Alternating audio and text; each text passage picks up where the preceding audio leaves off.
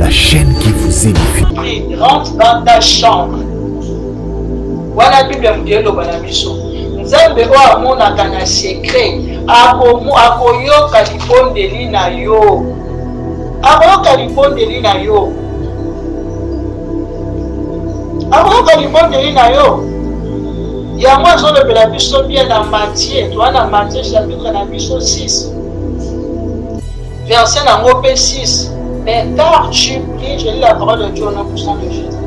Mais quand tu pries, entre dans ta chambre, ferme ta porte et prie ton Père qui est là, dans le lieu secret, et ton Père qui voit dans le secret, il les rendra. Amen. Dans mon second de là, vous avez pensé que l'accent qui m'a eu mon tour de la gamme. Vous avez pensé là. Mon tel est à prière. Osa musala, on intercédé dans la casa de Manayo. Nous avons un secret, on a un secret. Même tout bébé, et ça me va bounder, même tout bébé. Parce que force n'a plus soba dans Zambie solo, et ça va prière. Et ça pour vivre la vie à sanctification, pour prendre la Zambie et la prière. Pour prier, pour adorer Zambie.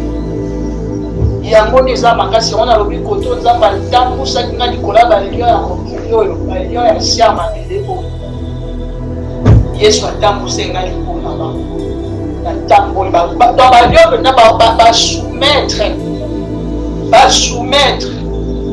na tambo likona bango na tambo likona bango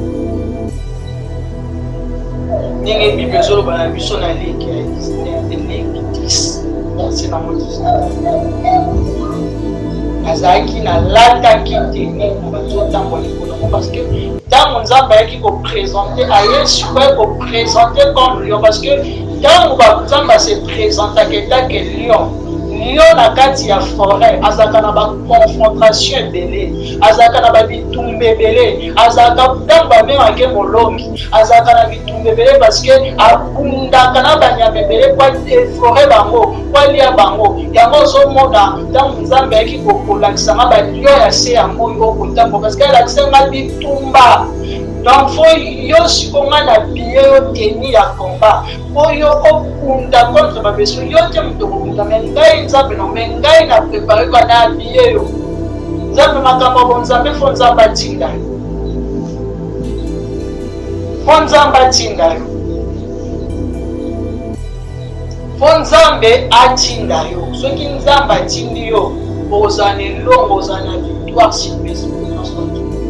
Nzamba okunda na place et yaki komona comment bato wana ba vivre ka Nzamba la senga neni ba vivre nga et soki osala mosa osambela na église moko songolo banga oyo déjà Nzamba la kisaka ba révélation église wana déjà omona ya mosala Nzambe na ba position moko ya mabe. Au moins la première fois, pour le diable ka yo kosa. Au moins la deuxième fois, diable yo kosa. Au moins bien aimé dans le Seigneur, il faut que la mission. Et Bamagam Media, la chaîne qui vous édifie.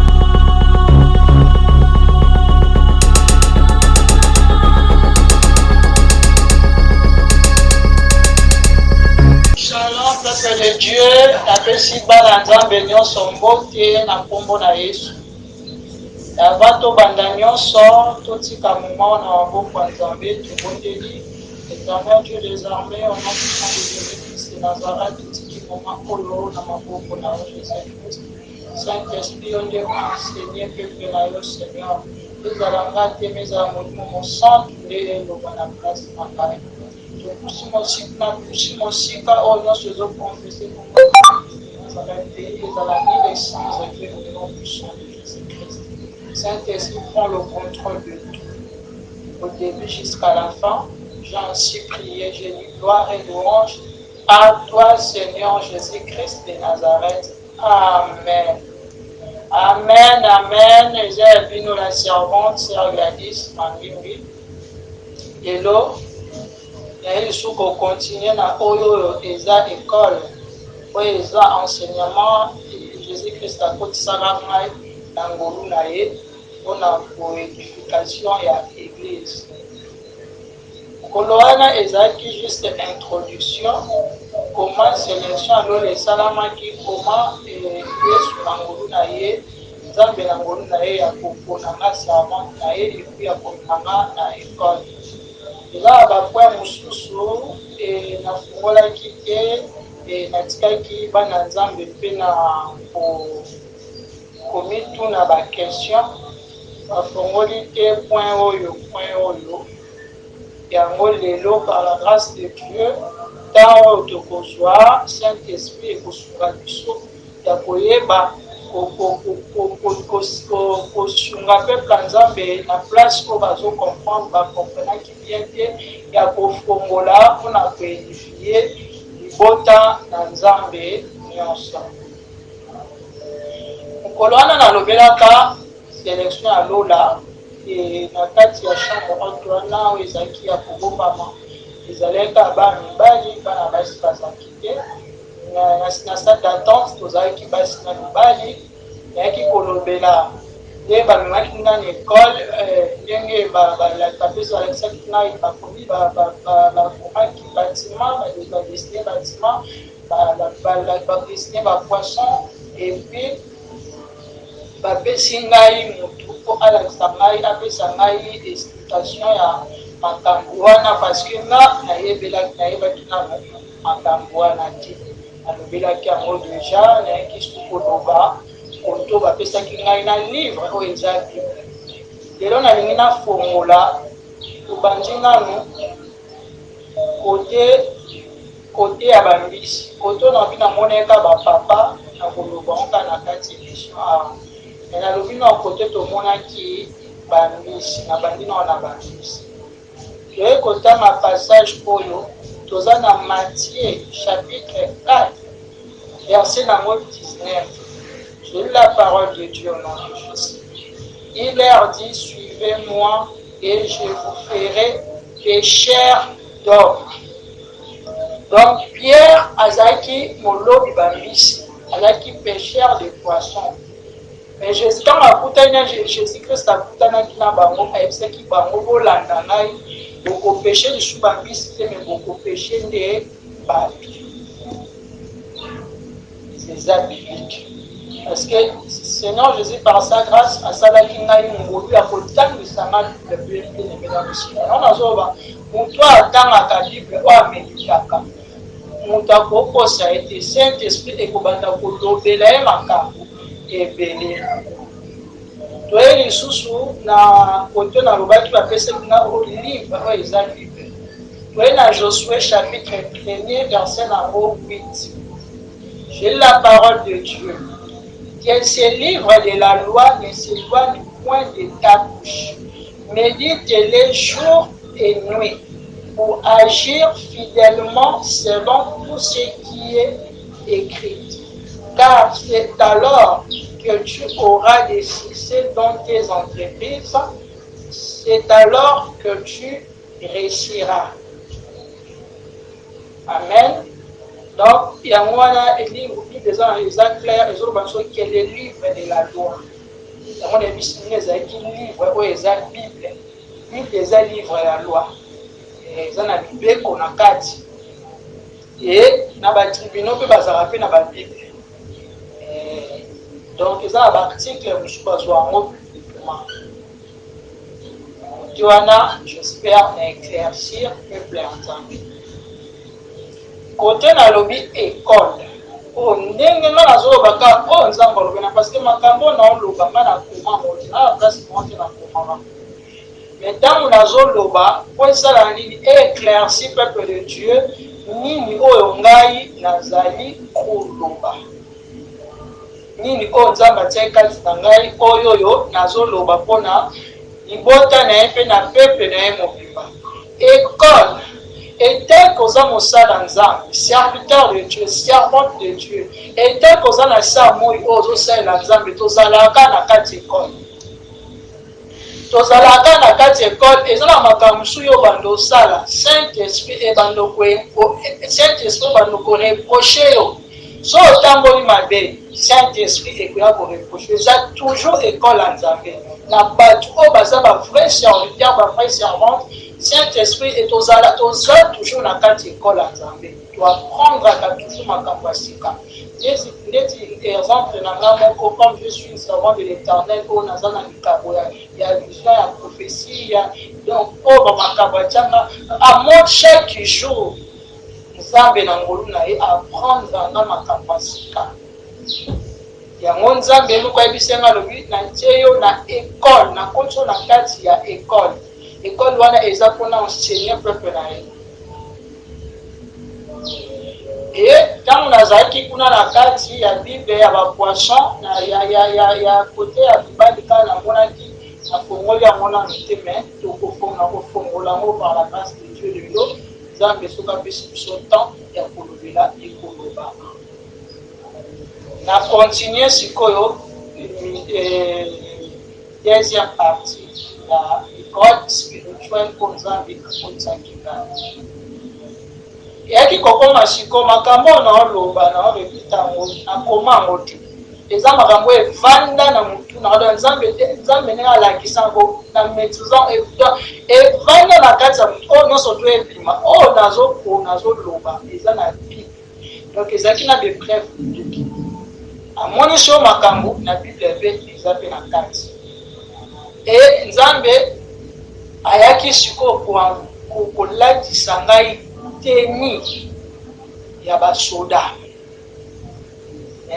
ayakolatisa ngai sikoyo teni ya basoda alata teni ya basoda ndenge basoda balataka buti ceinture donc nyonso na arme Nzambe ayekolatisa ngai Nzambe ayekolakisa nga balion ayekolakisa nga balion na se ya moyo balion mpenza balion na mabele oyo balion wana ntango Nzambe amonisi nga balion ayebisi nga lobi yo kotambola likolo ya balion oyo nazoloba na peuple de Dieu eza balion bamauvais esprit oyo tokutanaka nango na se otala sikoyo passage oyo ezolobela biso sur balion toza na Luc chapitre 10 verset 19. J'ai lu la parole de Dieu. Parce que balion wana bagumbamelaki nga na tambolaka likolo ya balion wana. Na tamboli kozamba obi okotambola likolo ya balion oyo na tambolaki likolo ya balion oyo. Donc contre les dominations. Donc yango nazoloba eza na Luc oyo éclairci peuple de Dieu. Eza na Luc chapitre 10 verset numéro 19. Je lis la parole de Dieu au nom de son Fils. Voici je vous donne le pouvoir de marcher sur les serpents et les scorpions et sur toute la puissance de l'ennemi et rien ne pourra vous nuire. Amen. Yango wana na tambolaka likolo ya balion na bapuissance nyonso ya sa mokili Nzambe atambusinga likolo ya balion bakunza miniata na bandi kotambola likolo na bango na tambo likolo na bango na tambo likolo na bango Nzambe ye sikoyo makambo wana nazolosa bino spirituellement et physiquement mpe Nzambe ye kolakisa Nzambe sikoyo bandi kolakisa ngai koma bato oyo babengaka totie bango en général occultisme koma bafonctionnaka. Bien-aimé dans le Seigneur, yo oza mwana Nzambe ozala na secret na monoko na te parce que Bible eloba na biso monoko oyo elobaka mingi ezanga na kusumuka te yo lika koloba makambo na koloba bato wana baza na concentration moko ya osakana te baloba babamba te bango acte nyonso to epa na bango ekontaka geste nyonso to epa na bango ekontaka e baluka siko boyoka siko parti oyo Nzambe ayaki kolakisa ngai koma bomonaka ke oluki aide ya prière na mosali moko boye yo omonaki mosali ya Nzambe ma réalité aza ya Nzambe te noluki aide ya prière epa mosali wana epuis ekomi mokolo ya prière boye mosali wana akimi boyoka basali oyo bafo baserviteur wana na kotanga kota ya bafo baservita wana oyo bango moko bango moko nde bazana balingi kokota lola te me bazopekisa mpe bato balingi kokota bakota te. Totanga passage oyo wana Matthieu chapitre 23 verset na biso 13. Malheur à vous les scribes et pharisiens, hypocrites, parce que vous fermez aux hommes le royaume des cieux. Vous ne rentrez pas vous-même et vous ne laissez pas entrer ceux qui veulent rentrer. Donc, bango moko déjà ne bazana basali wana ya fo wana batika dalu limola ko batravailler déjà na bokiti ya wana na bandoki na ba bele basangana bango so kiko. Donc bango batravailler ndeni. Tant yo ozana bitumba. OK, kosenga aide ya prière na mutu wana yo mona ke mosali. Yo ke kosenga aide ya prière. Mais ye ako soki yalinga banda sunga yo na bafo na ye makambo na ye wana alobi asunga yo bato wana ya misala mabe banegosaka bayaka konegosie soki banegosie bakutani na bango na bango bakutani baza bato ya misala mabe yango monaka mosali wana alongoli nzoto na ye masengaki yo deja opesaki déjà signe offrande yo déjà opesa déjà mbongo no mais ya akimi yo te basololi déjà banégocier baekse babi yo soko meki so tolongola puissance oyo ozana toboma tosala mabe todimine yango bomonaka mosali akimi alinga lisuku okota makambo na yo te mais alieki yo déjà offrande na oprécise bien déjà sengaki yo déjà mbongo mais akili wana basali oyo batambolaka na modèle wana. Et puis basali la ba prière na profondeur te. Basali ba prière oyo eza ba prière en l'air, prière moka ya likolo eza une influence monte na monde à ténèbres. Et influence à dire que ne loko monte parce que yena bango azaka loko monte. Bana bango divisé te ba eloko moko yeka kotonde ayeko alati poso ya brebis ne kati ne azalo pour achever libota ya Nzambe pour achever bana Nzambe achever libota ya Nzambe bongo nde bango ba fonctionnaka bato wana babokiritisme bango eloko mo akozala avandi eloko epesa bango puissance na bango bazalaka trop na baconcentration mais yo mwana na Nzambe même oza même na musala na musala erni na koprie bibelobi na biso prier sans cesse bibelobi na biso prier sans cesse tobondela tolemba te prier sans cesse. Un Thessaloniciens lobi na biso amo prier sans cesse donc au bord de la kolembate yo zana ka ba raison naza musala moyena bondeleza te naza musala moyena za na concentration ya présence en Nzambe ezate na yebi so que so za musala koza na concentration de la présence en Nzambe ozo sala mais ozo bondela na sa mutema na yo. Et ça, dans 1 Thessaloniciens chapitre 17, chapitre 5, et dans le chapitre 5, verset dans 17. Priez sans cesse. Yo au de la raté, aux attaqués dans le moment où il y a concentration, puis que non, oh, air, parce que il y a des monde à ténèbres, bazan bien organisé.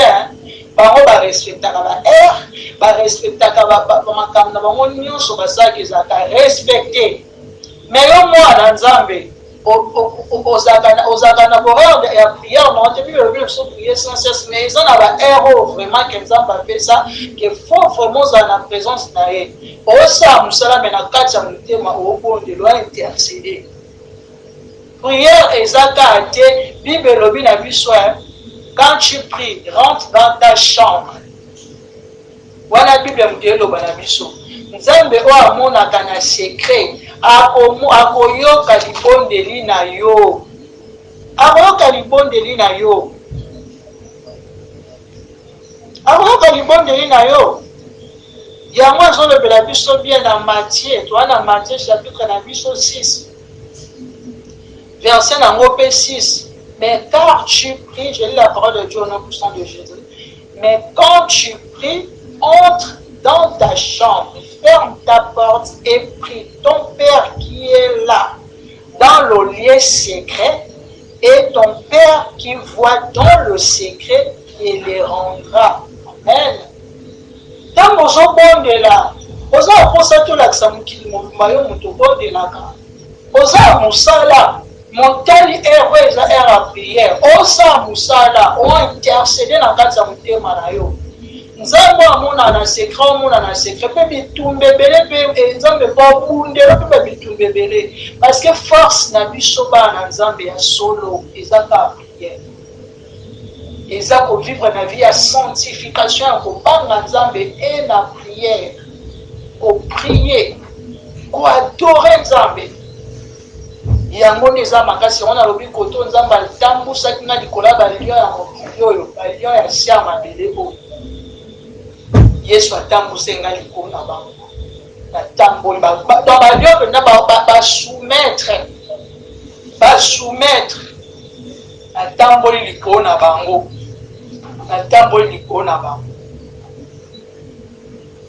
ndenge bible ezoloba na biso na liki 10 merci na Moïse.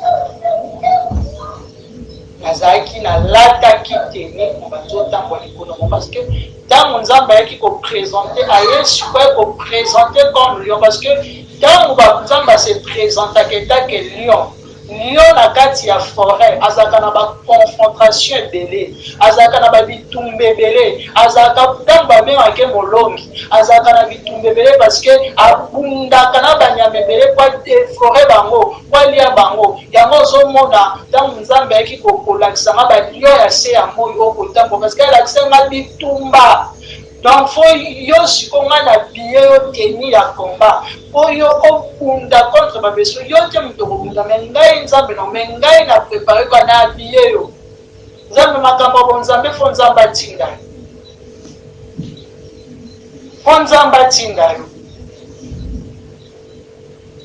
fo nzambe atinda yo soki nzambe atindi yo ozana elongo ozana victoire sur l'expérience nzambe okunda na place nayaki komona koma bato wana bavivraka nzambe alakisenga ndeni bavivraka soki oza na mosala osambela na eglise moko songolo bakala oyo deja nzambe alakisaka o barévélation eglise wana deja omona deya mosala nzambe nao na baposition moko ya mabe omoni yango première fois olobi diable ka nde moto aye okosa omoni yango deuxième fois diable aye okosa omoni bien aimé dans le Seigneur tofongola miso e bamakambo mosusu yo koloba na nzela mosali oyo bamiracle ezosalama na vi na ngai te eza kaka kondima oyo oza nango foi na yo oyo oza nango nzambe telema atikaka oyo aye te aoyola biso nzambe oyo abundelo oyo osalelo basime nzambe oyo akobundelo nzambe oyo akota makambo nango nzambe azosala boye yo soki ozomona ke makambo wana mosali wana moto azosala yango me mosali wana nta nzambe na nde moto azosala nzambe na nde azosala bango mo bakoki kokota na ntangi yango me balingi mpe biso mpe bino mpe bana nzambe mpe biso mpe bana nzambe asolo mpe tokota mpe te parce que nazomibema bana nzambe parce que biso nyonso to en général tozalaka bana nzambe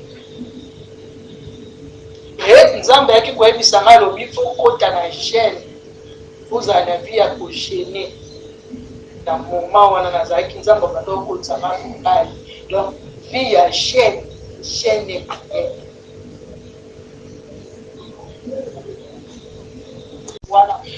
kolakisanga biloko nyonso bagene wana banda osala ezalaki bagene ezalaki recommandé par Dieu lui-même ye abande kopesa ngai na bajour yango nayebisaka bana nzambe mingi oyo nzambe apesanga bandeko oyo nzambe asalaki bapusana na pembeni na ngai nayebisaka bango maître alobaka omoni makambo ya bonzambe ndenge ezali boye ezali mpo ozala prêtre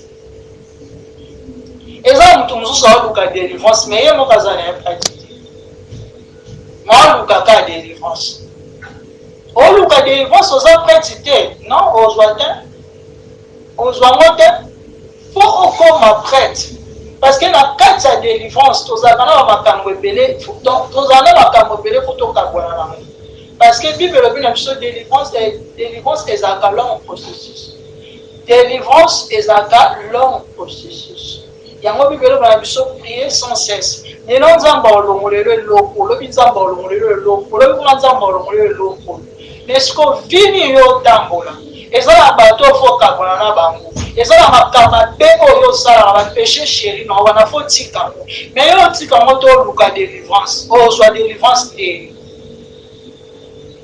okela mosali oyo babanga nzambe tolobi te basali nyonso to baza mabe eza na bavrai serviteur de l'éternel bavrai servante de l'éternel oyo azovivre na vie na ye na kobanga nzambe na vie na ye ya sanctification na vie na ye ya crainte de Dieu na vie na ye ya kobanga masumu aovivre na vie na ye ya kobanga nzambe na ye yo oapproche mpo pesi ye mpe sujet de prière abondeli mpe mpo na yo mais résultat emonani te yo traité ke aza faux mpe aza fausse non c'est faux yo moko oza prêtre te moto aluka délivrance azala prêtre parce que la délivrance nga na mona yango ndenge nzambe apesa ngai likambo wana ya délivrance ya guérison namona yango nzambe akolobaka eyebisa ndeko wana oyo aza na likambo oyo po azwila yango solution po asala mpe tobungisa babiloko ebele biloko ebele eza fo kabwanana na mpozi kabwanana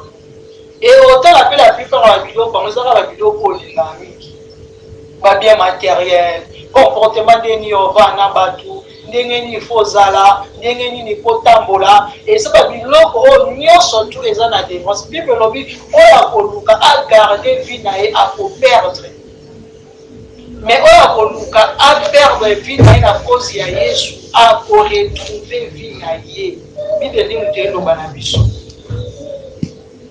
koto nalobaki na bino ke nzambe asekirizaki vie na nga eza parti oyo bible ezoloba na biso tozaka toujours na Matthieu toza na Matthieu chapitre 11 toza na verset na biso 28 et verset 29 la Bible nous dit venez à moi vous tous qui êtes fatigués et chargés et je vous donnerai du repos.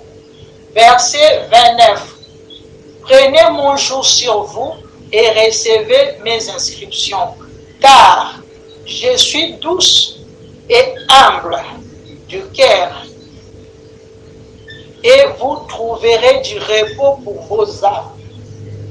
Donc, dans mon mutu, oza mobenga, oza mopona, oza mwana na nzambe.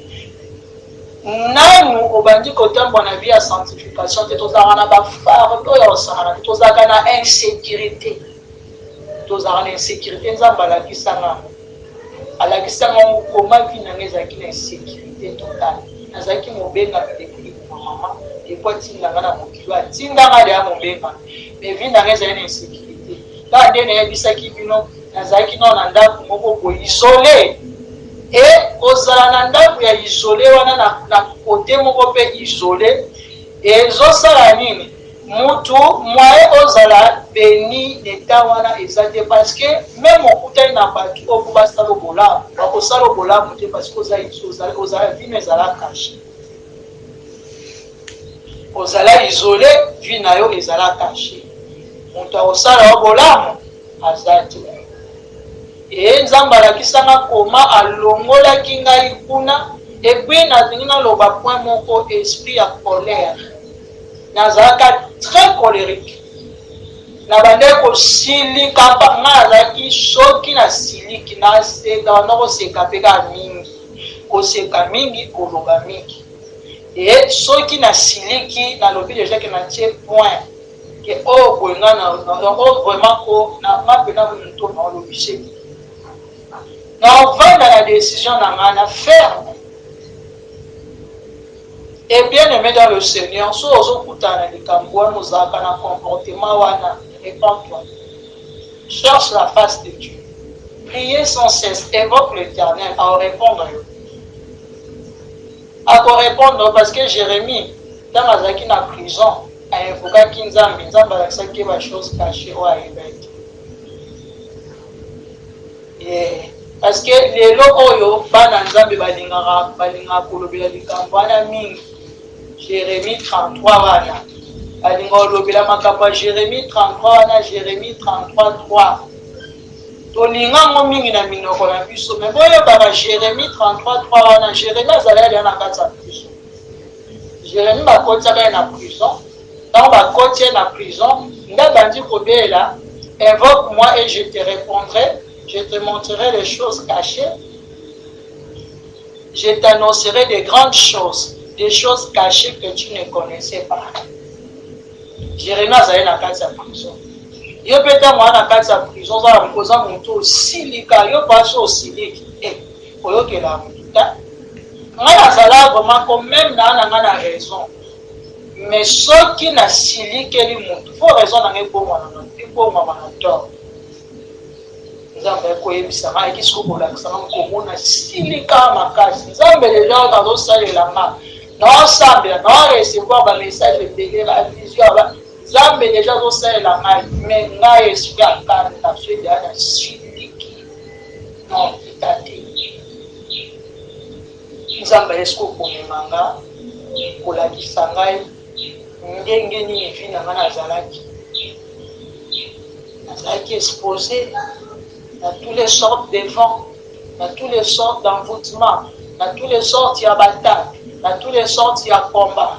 Nzambe alakisanga koma longoli nga kuna memanga suka kotisanga na kati ya kupango na barrière clôture vraiment bakanga na portail nango vraiment kosécuriser donc okoti mpena komoza mpena sécuriser te babiloko toomona na sa mokilo oyo nyonso na sa moyo eloko asécurisaki oyo nyonso tu toomona na sa mokili oyo nde tomonaka awa tomonaki boye moto atongi ndako na ye atie barrière atie clôture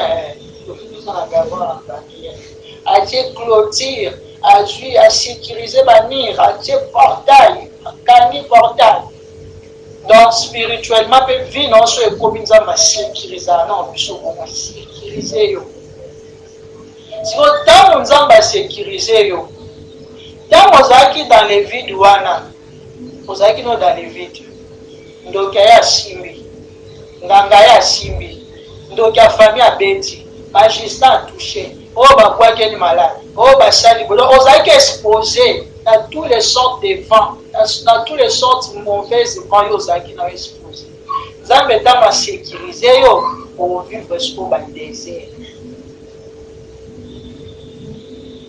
oza esu na vie mosusu oza esu na vie wana ozalaki na moto okomi na vie mosusu po changement ekota na vie na ozalaki na oyo ya kala na vie na yo ya sika changement fo ekota soki ti lelo yo osambelaka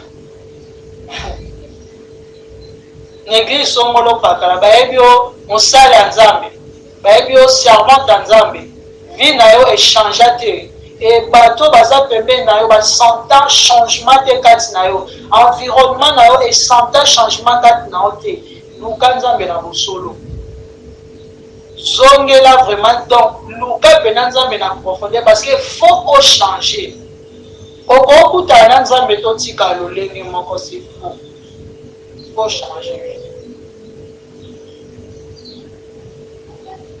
yango omoni nzambe atambusenga na balion natambo likolo ya balion natambo likolo ya balion natambo likolo ya balion ya samoyo babitumba ya ndenge ebele ye nazalaki na vie ya jeune prière nzambe okotisanga bajeune nga mokuna omitu kotunga oyo ezali bagene.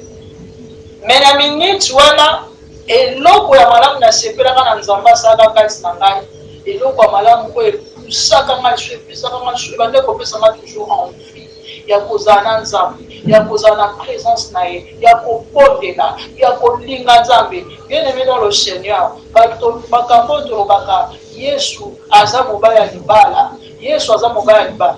Mutu oyo alingi mobali na ye asalaka nyonso po rendre mobali na ye heureux. Biso mpe mobali na biso eza Yesu Masiya. Ntango nzambe abengi yo, ntango yo oza mokonami, ntango okoti na kati ya sheme wana, okozala mutu moko oyo okolinga Yesu koleka nyonso. Kolinga ye koleka nyonso, okoma kobanga kaka nde tovivre na mokili oyo eza na babasi ebele, ya na bandeko basi ebele, ndenge vraimen bapapa bolimbisa nga nalobi mabe te. Omona vraimen ke mutu azalaki na vi boye, me ntango akoti na libala akomi na vi mosusu. Mutu mosusu azalaki ser en Christ, ando kokolata eloko ya mokuse te, ando kokolata jipe ya mokuse te, abandeko kotia bameshe na mutu te.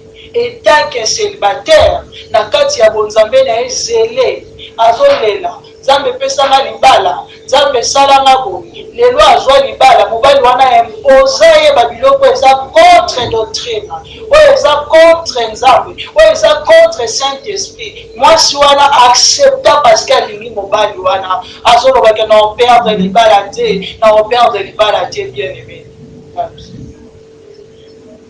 na place au perdre libala te. Siko, comment Nzambe oaza créateur de toutes les choses? C'est le Dieu là qui a créé ton mari, n'est-ce pas? Les Nzambe m'a créé qui mobali wana. Siko, comment yo komi moi si ya Nzambe mais vie n'a changé tes livres. Okomi moi ça Nzambe. Vie n'a fait changer. Quel que soit mon frère, quel que soit ma soeur, vie nous fait changer. On peut vivre vie mon côté. On peut vivre vie mon côté. Pour vivre nous échanger complètement. Et partout il faut pas sentir que vie nous échangé. Que Nzambe a transformé vie nous. Oza le sou mutu ya lolenge o bango ba eba kité.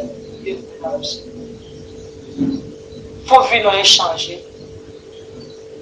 Donc, nazalaki nando mona liso lote, nando mona sou motivité, na komeka komona ka Yesu, na mona ka Nzambe, obo Nzamba lingati. Obo Nzamba lingati. Obo esepesa Nzambe na ngati. Lelo so na kufi na eta o na kewa. Na komi kotika masumu. Na komi kotika masumu. Na komi koboya. Na komi koboya masumu. Nakomi koboya masu, nakomi koboya na kati école spirituelle wana. Et na jeune moko Nzambe ki kokotisa ngai ezaka jeune moko ya 21 jours bien aimé dans le Seigneur. Diable alakisaka biso kolia, alakisaka biso fozala bien na miso. Donc faut yo penza ko faut impressionner esprit ya séduction. Faut la impressionner, faut impressionner bateau. Faut vraiment la boy, faut vraiment la boy. Comme Yesu Masiya ye moko amana jakabiso, yango na obenga na lo bazamba bisanga ye moko bisanga o école na position.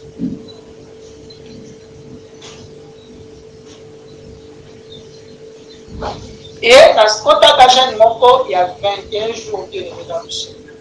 Otoyo na lobi ke na mona ka na chambre haute bana libala.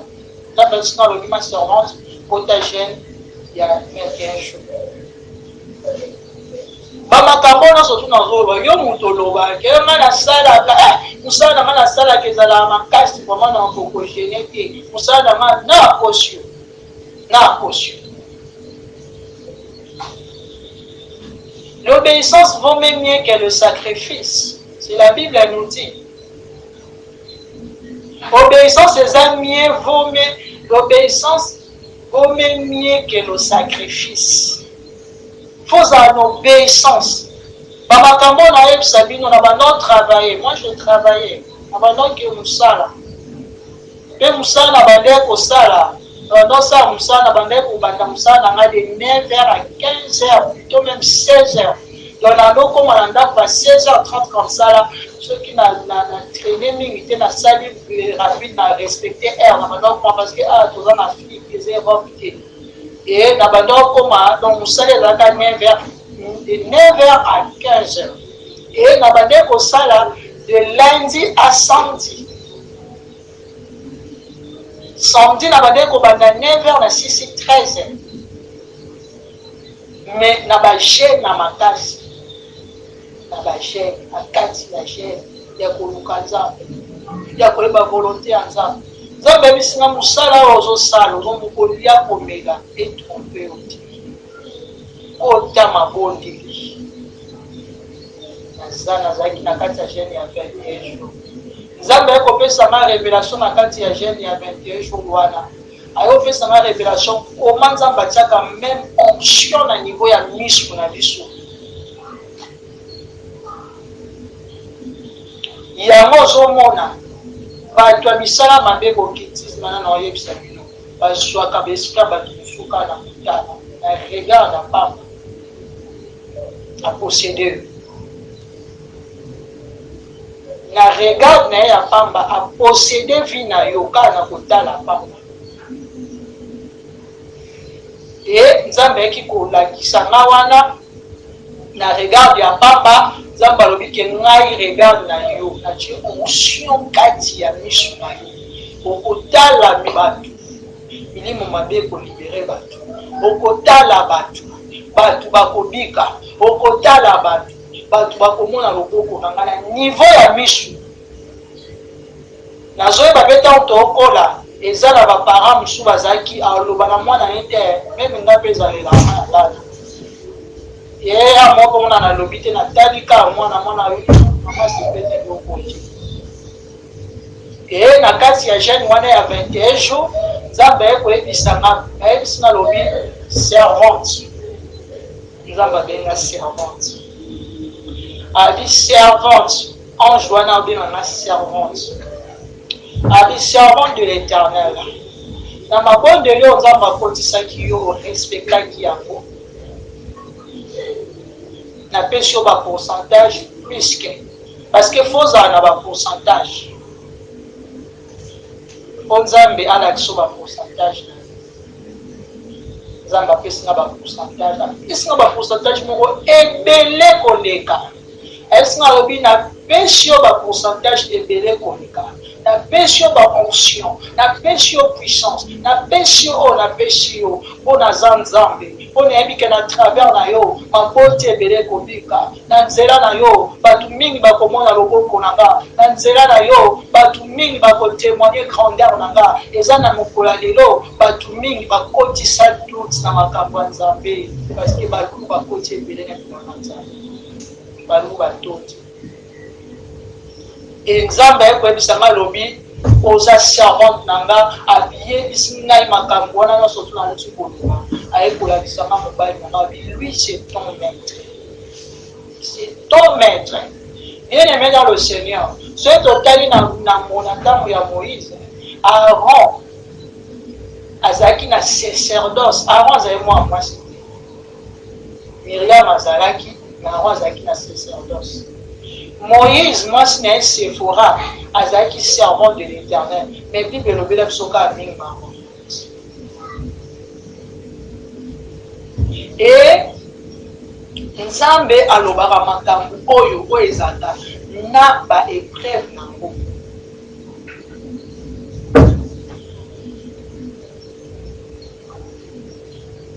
Et toye na passage oyo ya Jean chapitre 20 verset na biso 16. J'ai la parole de Dieu au nom puissant de Jésus-Christ. Jésus lui dit, Marie, elle se retourna et lui dit en hébreu, Rabouni signifie, c'est-à-dire maître. Donc, qui est dans verset na biso 17, toi toujours dans Jean chapitre 20, verset 16 à 17. Jésus lui dit, ne me touche pas, car je ne suis pas encore monté vers mon Père, mais va trouver mes frères. Va trouver mes frères et dis-leur que je monte vers mon Père et votre Père, vers mon Dieu et votre Dieu. Amen. Bien-aimé dans le Seigneur. Lelo bato bakomi koloba o mutali boso amonaka ye aretrouva ke Yesu asikwi ezalaka mwana mwasi oyo bible ya mwana mwasi bible aretrouvaki nayebi seki alobi nini kende koloba na bafrère makambo e makambo kotiaka na monoko père spirituel bible ezoloba na babenga maître bayekola Yesu babenga Yesu maître neti nga bamemai nga na ekole C'était le maître, c'était pas le père spirituel. Il y a un seul père spirituel pour moi, c'est Dieu lui-même. C'est l'Éternel des armées. C'est le Dieu tout-puissant. C'est Jésus-Christ de Nazareth. Bangonde kuna Yesu nde, bangonde kuna Nzambe na lola, le père spirituel papa. Mais dans ça moya, il y a que le maître. Yesu est un maître. Par la grâce de Dieu, tout ce qui est de l'eau awa. Tout le qui est alpha, tout ce qui est oméga. Votre rose en apôtre numéro 1 serment de l'Éternel, on a mis en plus de 141, 60, 85, 13, 75. On a ainsi prié, on a dit, gloire et louange à toi, Seigneur Jésus-Christ. Amen. Donc, à la prochaine, par la grâce de Dieu, avec le temps, dans ma HP Media, la chaîne qui vous édifie.